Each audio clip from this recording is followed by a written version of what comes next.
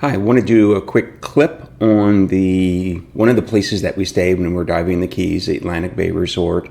We do stay in the tropical cottages. Actually, the picture here, we stayed in that exact cottage, and this is the view of the outside. A nice little outside area, allows you some space, and actually, if you have dive gear, you can put dive gear and things out there. But when you get inside, it has some challenges to it. So first of all, there's just the amount of stuff they have in there in the space, and you'll see there's a suitcase there, and I'll explain why the suitcase had to be outside instead of inside.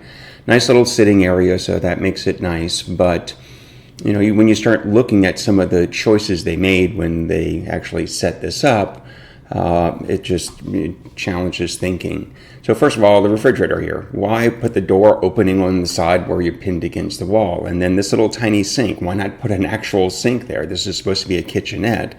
It's, has the room for a larger sink. The table, while it's nice having a little four-person table, it's just really big for that space. And you see the suitcase being here again. Behind the door here is the light switches for the lights. So instead of putting it where when the doors open you can access them, they're pinned in.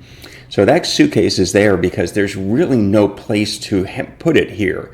You can see my suitcase. That was my wife's. My suitcase is in this corner, and I have to step over it because you have just enough room to get around the bed.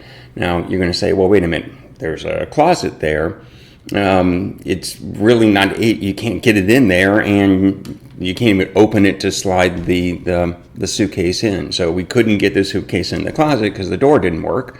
And it would only fit one suitcase either way. So with two people and two suitcases, especially with diving and stuff, it just really didn't work. Bathroom, pet peeve. Why put a pedestal sink in a bathroom in a hotel?